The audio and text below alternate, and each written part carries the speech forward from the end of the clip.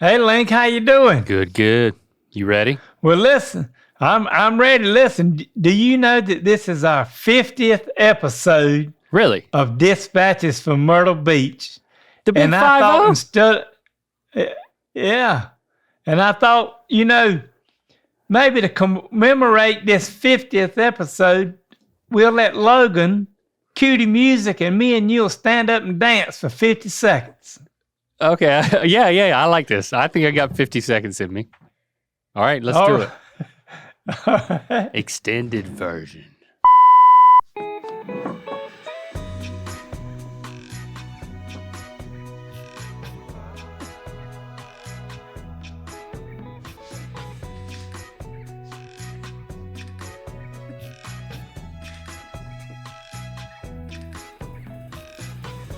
I'm trying to do your dance.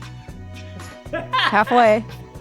Oh, this is only halfway? Yeah. Oh, gosh, Dad, are you going to be able to make it? Oh, yeah. I dance all the time. Like this? I dance like this. Oh, I tried to do a spin move and I lost my... Is it over? You spun me around, Dad. And why am I winded? Why am I the one who needs to catch his breath? What's up with that? I don't know. You need to come down here to the beach and go dance with me and Nancy more often. But For real? hey, so this is Dispatches from Myrtle Beach with Charles Neal and my son Link, and for all you Myrtle Beasts. Y'all keep watching because we're gonna try to get 50 more in the next year or two. So, Okay, yeah. I mean, if it doesn't happen in 2 years to get 50, we've really slowed our roll. well, I we'll guess just you're see right. how- If we're doing, well, here I He's am. doing it twice. I'm not good at math, I guess. If we do it every other week, it's 52 weeks in a year. That's 25, so that's about 2 years, ain't it? If you, Yeah. I'm sorry I didn't trust you with the math. I can add. But I didn't get no engineering degree, so I can't help you. Well, I'm apparently not using mine. How you doing, though? Good to see you. I'm doing good. Yeah, it's got cold here. Oh, but well, what do you mean by cold in North Myrtle Beach? it was about 35 degrees here this morning when we got up. So for November, that's pretty unusual. Well, I Right. mean, last week it was in the 80s, and yesterday it was in the 70s, and today the high was 52, and the wind blowing about 35 mile an hour. So it was cold today. This is not why you moved to Myrtle Beach. Are you upset? Well, no, because the weather said we have about 3 days of it, and next week it'd be back about 80. So you just learn to live with it and roll with it. That's Now, all you got. You have changing of leaves down there, right? Oh yeah, We don't have any of Yeah. that out here. That's the thing that the Southern Californians complain about. Oh, I miss the seasons. Oh, I miss the seasons. Oh, the leaves changing. I just wish I could see leaves changing. What's the big deal about leaves changing? I mean, it's beautiful and all, but like, I don't know. Dad, I like it out here. I'm willing to give up a little leaves changing. If it's that bad for them, they just need to move. I know, exactly. I can visit leaves changing if I really get the hankering. Oh yeah, hey, of course, going and seeing it in person ain't the same as watching it on TV or seeing them, in a picture. But Yeah. I mean, if they're crying that much about it, they need to refigure out if they really like living where they live at, and they need to move somewhere else. Cause I don't want to live in the mountains. Yeah. I ain't living up there. I don't like cold weather that much. Me neither. So just the hell with that. It's nice to shake it up a little bit for a visit. Yeah, it's a place to visit, and for me to come back to the beach. I'm telling you. Yeah. And I will see that you got a new look. I got to say that. The mullet is gone. History. Yep. It is a thing of the past. And last time I thought it was gone, you were just messing with me. But give me a profile here. Okay. Yeah, You got some neck coverage, I but got me some curls and stuff. Nancy it looks good. Before I left it long. Yeah. I'm backing off of it slowly as well. You know, it had its moment. Yeah. Yep. Oh yeah. We'll never forget it. Yeah. We'll never. But you forget can't it. never tell. You know, I might start growing it long again, but not just for a mullet, just to have it long. I don't know. You can't never tell. But I know see. sometimes you like to have all your hair long. Well, I got a little story to tell you before we get into something else here. But I went to the bank last week. Yeah. I was gonna get a check cashed, and walked into the bank, and there was this young guy. There's a teller, and he said, "Can I help you?" And I said, "Yes." And I handed him the check, and he said, "Can?" And I got an account here. He said, "Well, I just need to see your ID." And so I pulled my driving license out and showed him my ID and Charles Lincoln Neal Jr. on it. And he kind of looked at me, and I said, "Hold on, I just want to make sure that you understand and know who I am." And I pulled my phone out and popped up the podcast from Dispatches from Myrtle Beach, and me and you sitting on it. And the boy fell out. He fell out of his stool? He wasn't in it. He was standing up and fell out. And I thought he was going to pass out and fell back in his stool. Now, he didn't. He put us together, but he said, "Oh my God, I've been watching Rhett and Link but about 23, but ever how many years, y'all, I think he'd been watching." Right. And then he said, his whole life. "Oh probably. yeah." Then he said, "And y'all got that thing you just showed me, Dispatches from Myrtle Beach. I've watched that some too." He said, he told all the other people that were tellers in there were women. Okay. And he said, "Well, we got a famous person in the house today." And they said, "We know who he is. We know who he is. We know he's famous. We don't bother him and make fools out of ourselves." Yeah, be cool, like man. You Be do. cool. Get his money. Actually, you were trying to get your money. Did you get a little extra? You know, what did you get out of this deal? No, I was afraid to. He counted it, and I said, "As Bumfuck, I don't want you to get no trouble. You might count that again. Make sure you. Right. I don't want you to come up short at the end of the day." But you made him count it twice because he and couldn't this hold boy's it together. name is Joseph Kelly at Anderson Brothers Bank in North Myrtle Beach, South Carolina. So holler out, Joseph. I'm giving the holler out to Joseph. Thanks today. for being a mythical beast and a Myrtle beast. Yep. And for giving Dad his money. Yeah, yeah. You know, don't stand in between him and his money. This episode is brought to you by HelloFresh. The most wonderful time of the year is also the most delicious, and it's quickly approaching. Planning to host the holidays? HelloFresh Market has just what you need to please a crowd without the hassle.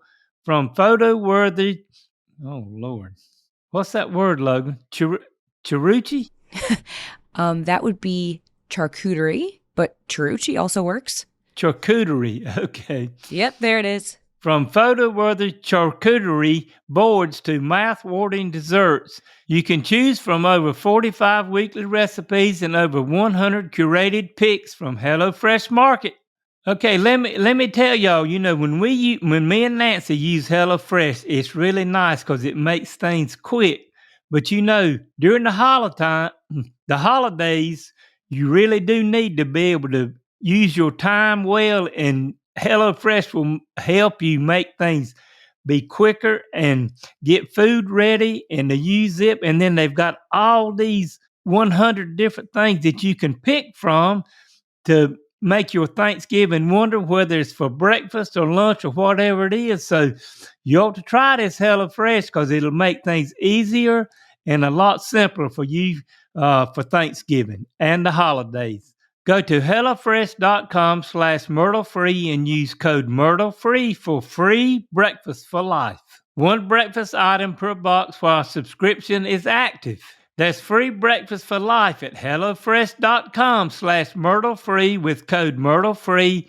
HelloFresh, America's #1 meal kit. We made our own cereal. Well, Rhett and Link did. They wanted to create an anytime cereal that brought people back to the cereal heyday of their childhoods. It's now available in 2 flavors, Sweet Mac and Mello and Peanut Butter and Honey Sandwich. Rhett and Link personally taste tested and developed these from the ground up with help from the entire Mythical and Mythical Kitchen teams. Order now at eatmishmash.com. Well, on another note, I was going to ask you, Chrissy's dad, Bobby, how's he doing? Oh,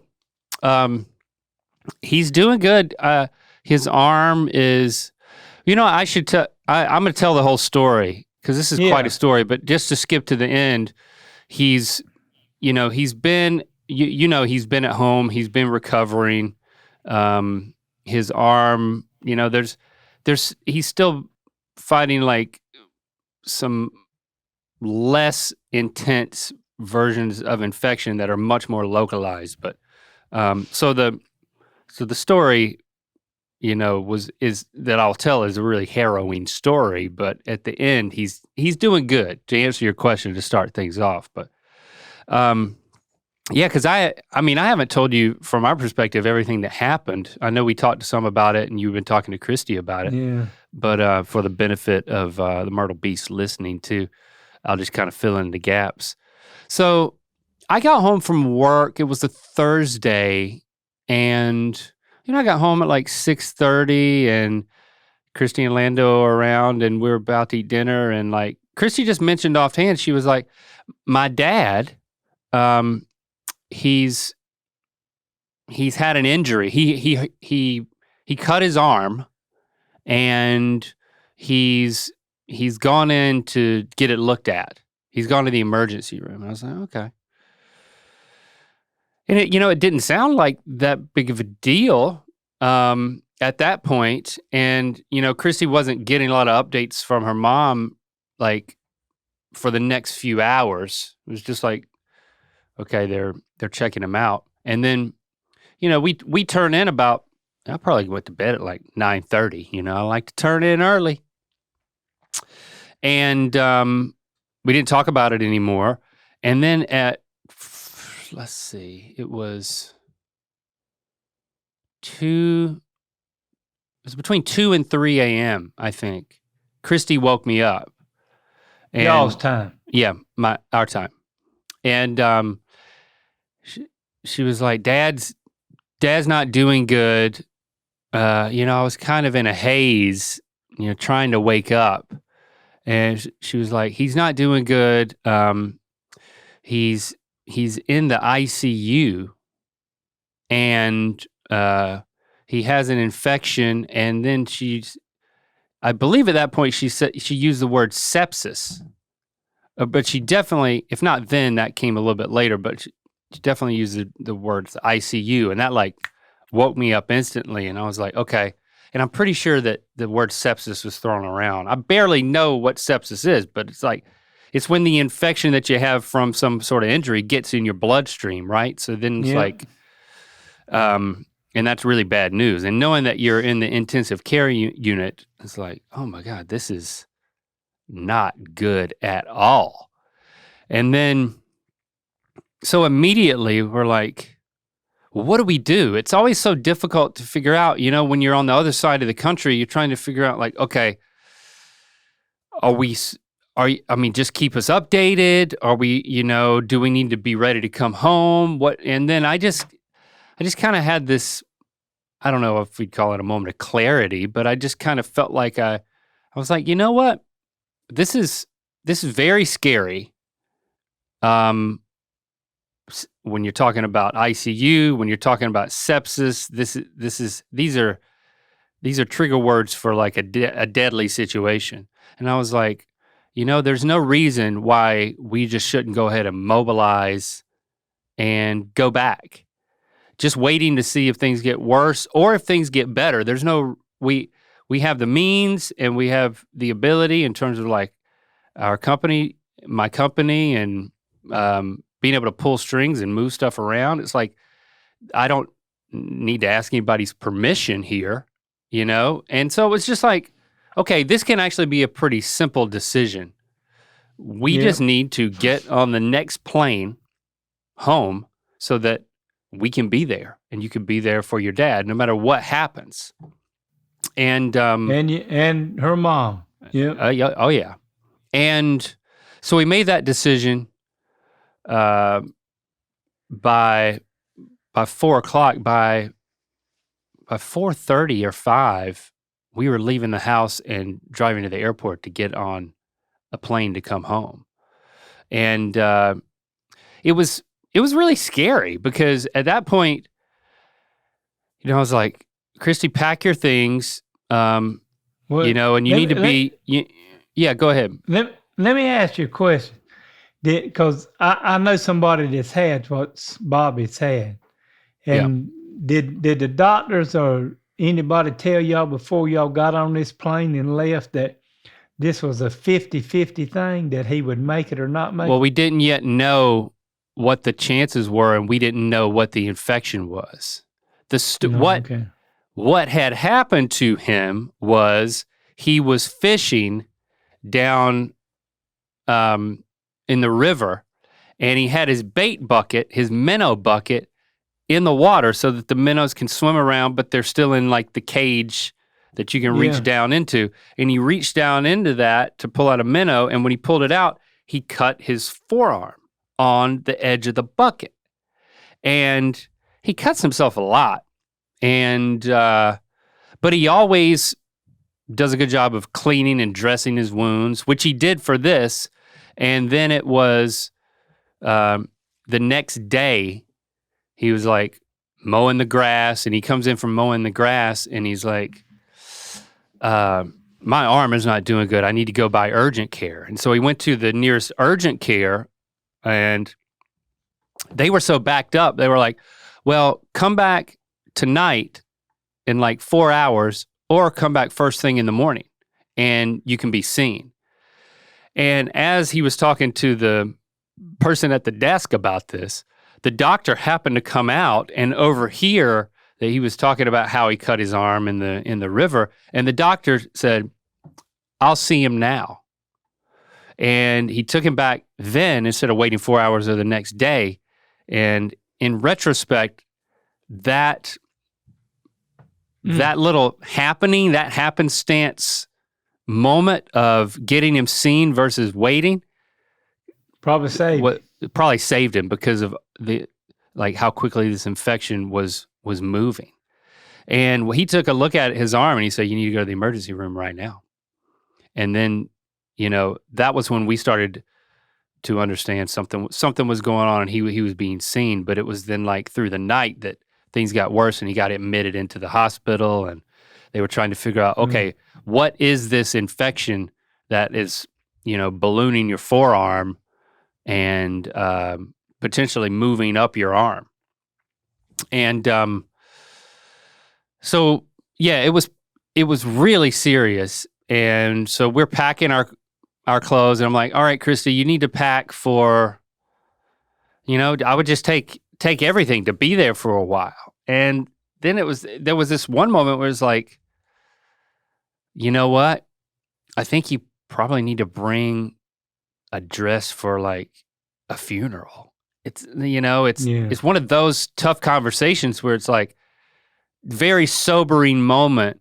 It's like, all right, we have to be ready for the worst because it's definitely on the table. You know, in those situations, sometimes you don't want to say, okay, this could be it for your dad, you know? And it was very emotional. But we had to make an informed decision, and I think that, so yeah, we found ourselves like packing for the worst case scenario for a funeral. And then, you know, just making plans for Lando and everything, you know, and everything worked out where Lily hadn't started classes, so we were flying out, and then Lily was flying home so that she could stay home, and so that Lando could stay home and continue to go to school and everything. So everything was being worked out as we were like getting on the plane and getting there. And then by the time we got there, late that afternoon, like 8:00 that night, we go to the ICU room, and he was awake and alert and communicative at the time, and so that was really encouraging. But his arm was scary. It was like it was swollen up like twice the size, if not more, than his other arm, and they had taken Sharpie, and they were marking on his arm the progression of the swelling and the infection. Presumably to decide if they were going to have to amputate the arm, or that if it was going to progress in such a way that it was going to kill him. And they were pumping him full of antibiotics and sending off samples in order to know what they were working with. They didn't find out until it might have been another 48 hours. It's not that fresh in my mind exactly the timeline of it, but they eventually found out that it was Vibrio, which, yes, has a 50% survival rate.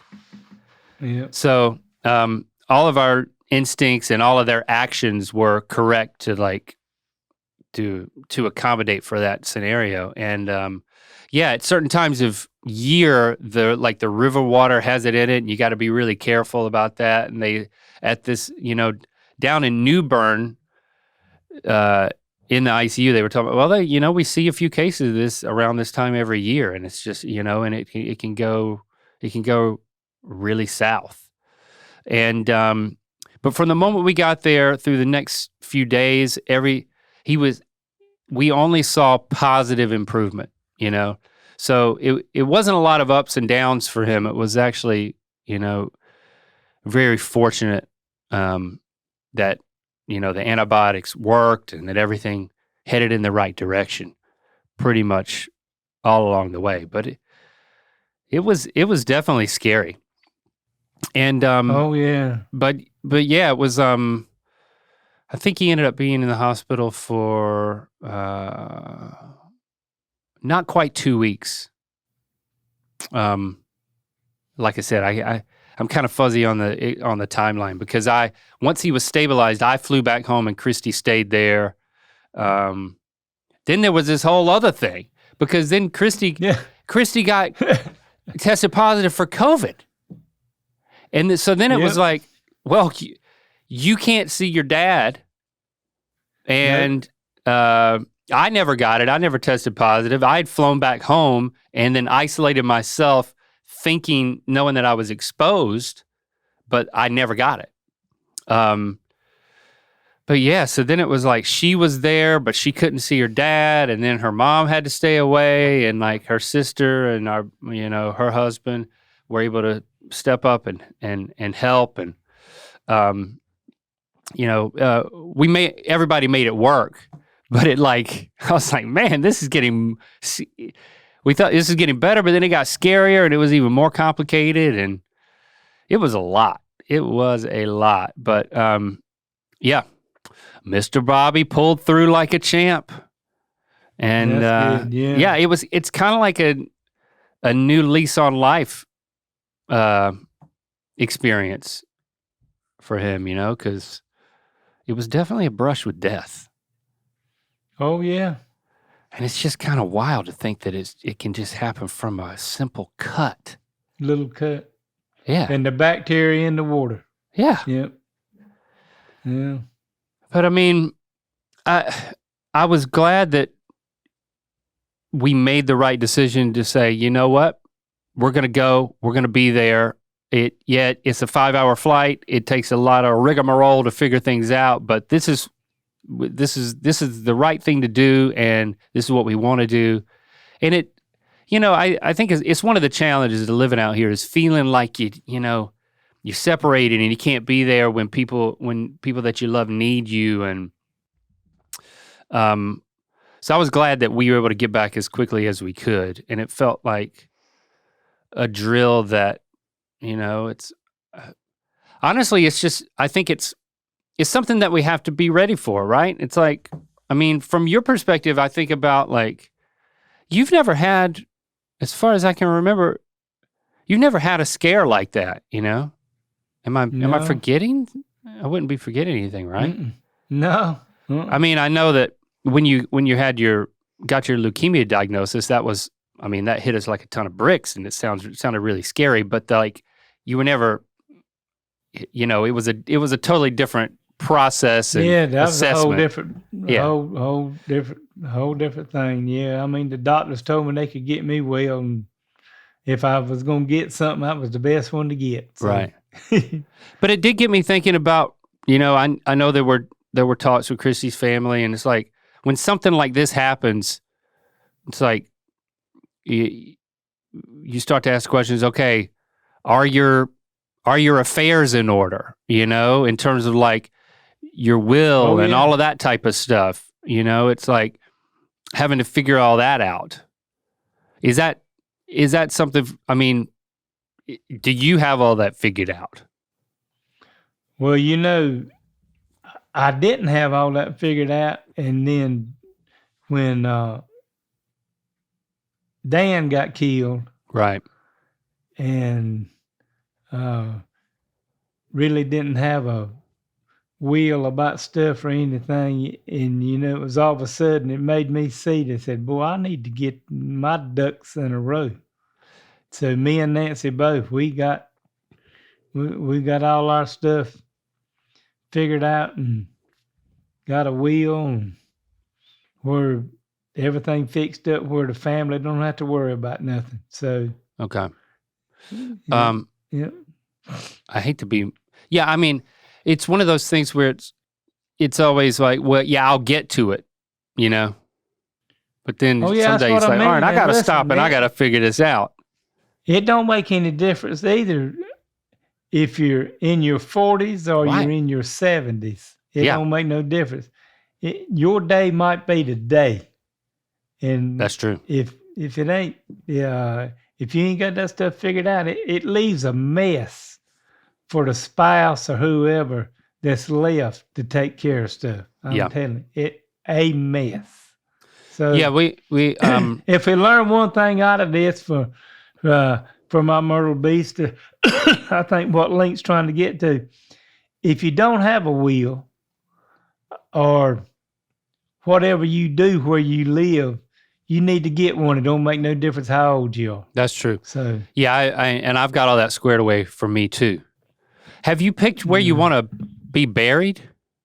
I haven't even asked you that. It's the type of thing. It's like, it's not the thing that you want to talk about, I guess, unless you're telling a story like this on a podcast, or if it's a good question to ask. Like, what are you don't have to go through all of your end of life wishes at this point. But I was just curious, do you have a spot you want to be buried?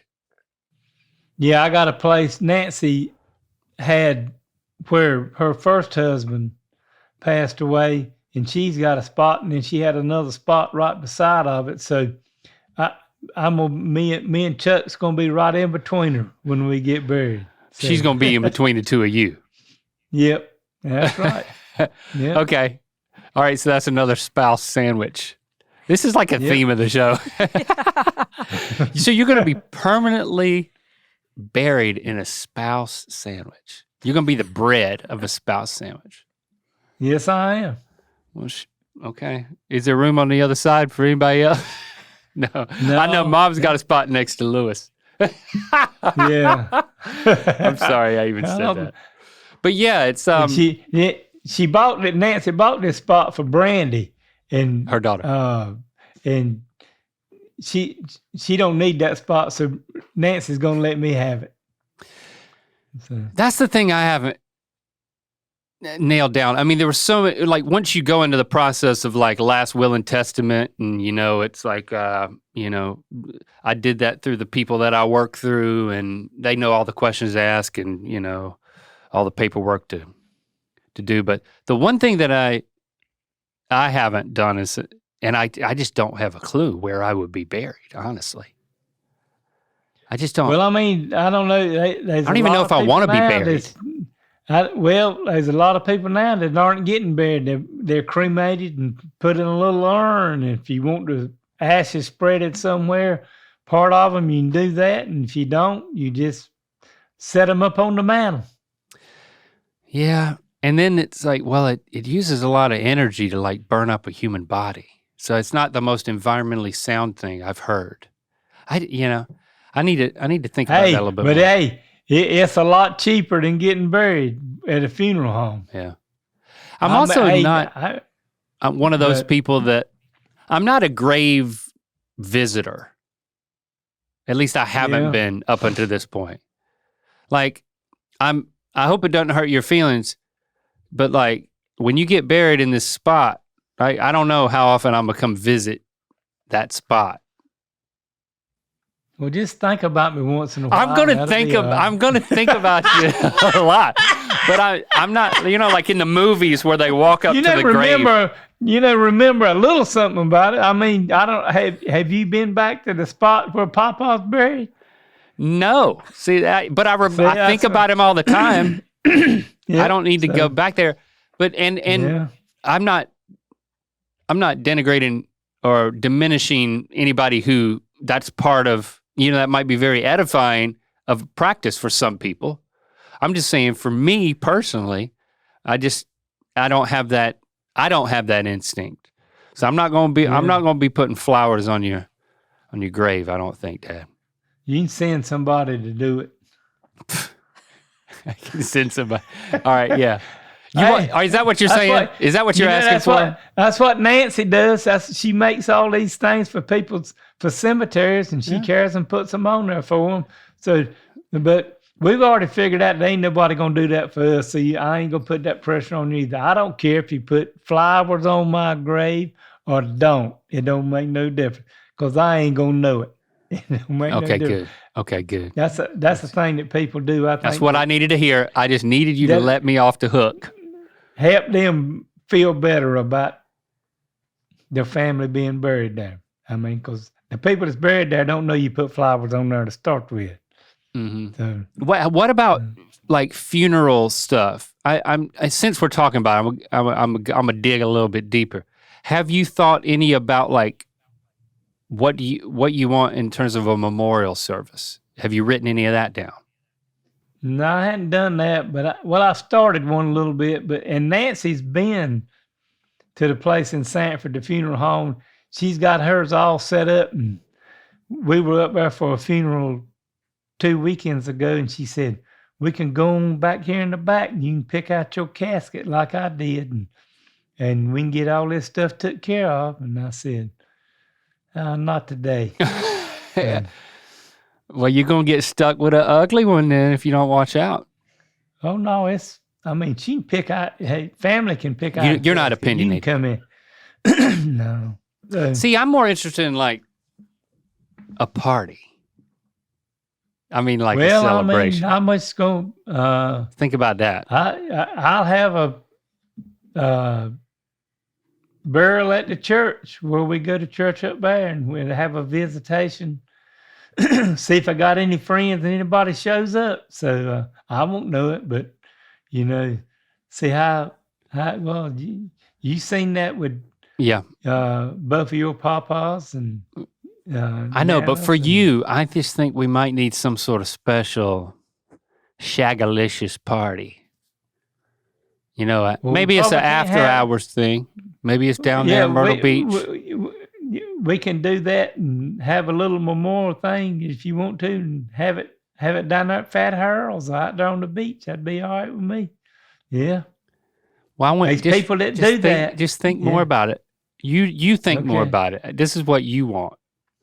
And then once you've thought about it and you've laid it all out, then we're going to decide to do it before you die. That's the real key. Oh, yeah. Well, fake your own death. You have everybody show up, and then you're there to see it, man. Well, That's what I want if to you do. throw a party down here, these people gonna show up whether you know 'em or not? or did that. Oh.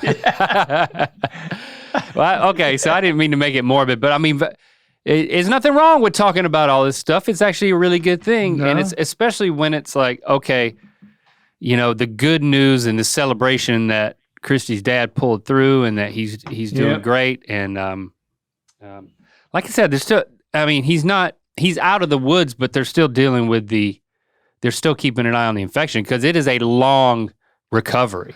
Yeah. Yeah, yes. it is a long recovery, but he's getting there. Thanks for asking. Well, hey, Link, I got a little note from some of your people and said, y'all got a new release for something coming out. And, Oh, okay. And I don't know what, they didn't tell me anything, but, Okay, yeah. I'm kind of I forgot about this. What's going on? I got so fixated on death and funerals and stuff that I forgot to tell you. We have made our own cereal, Dad. It's called MishMash. Oh, my God. Isn't this crazy? MishMash. Yeah, mythical MishMash. And there's What did that say? Sweet Mac and Mello. It's Mac and Mellow. It's supposed to look like a box of mac and cheese, but it doesn't taste like cheese. It tastes like sweet corn cereal with marshmallows. And then check this Okay. out. We got 2 flavors. Peanut my butter goodness. and honey sandwich. Oh, man. Yes. This was I my probably this was won't my be able to idea. get that here, so you probably just going to have to send me a box of that. Well, I'm glad you asked. All you got to do is go to eatmishmash.com, Dad, and order some. Oh, But I will man. send you some. In order, I mean, that's Oh, no, pretty I- cool, right? hey, of course, that don't look like you and Rhett, but I mean, This is our mascot, the Randler. yeah. So yeah, he's That's kind pretty of like neat. our Tony the Tiger. You know, you made it when you can release your own cereal. At least that's how I feel about it. Yeah. Well, they don't nothing surprise me with you two. Well, ain't no telling what else will come out in the next little bit. So Are you? Yeah. Are you a cereal lover? I eat cereal at least once instead of fixing me an egg sandwich or something in the morning. Some mornings I fix me a bowl of cereal. So yes, I do eat cereal. And then sometimes I'm gonna send you some. instead of, when I get at night when you ain't supposed to eat a whole lot and get a hankering to something that don't fill you up, I'll eat me a bowl of cereal then too. Yes, that's what I do, Dad. My favorite time to eat Yeah. cereal is like 11:30 to 2:30 in the morning. That's the best time Well, to eat cereal. Mine's more like 8:30 to 10:30 while I'm maybe watching a ball game or something and want a little something to eat and It's so fix good. me up some cereal. All right, Yeah. I want to see what you think of our cereal, so I'm gonna send you some of this. Okay. All right. Shut it down. Well, hey, we've talked about a lot of stuff today, and Yeah, we did. you know, a lot of it was fun, and then some of it was serious, but it was fun. It was fun. Good God, I can't talk no more. It was fun having all you Myrtle Beach here with us today. Hope everyone has a wonderful Thanksgiving, and Link, I'll see you soon. That's right. A little bit before Thanksgiving. And don't forget to tune in next week for another mini dispatch. And please click those follow and subscribe buttons for us wherever you get your podcast and on YouTube. And don't forget to rate and review us on Apple Podcasts. And if you got a joke, question, or comment you'd like to share with me, email me at ratherbeshaggin53@aol.com. So we can't wait to spin your world around next time, and we'll see what we can get into then. And it was good seeing you again, son, and I'll talk to you later. Yep. Love you. Love you too.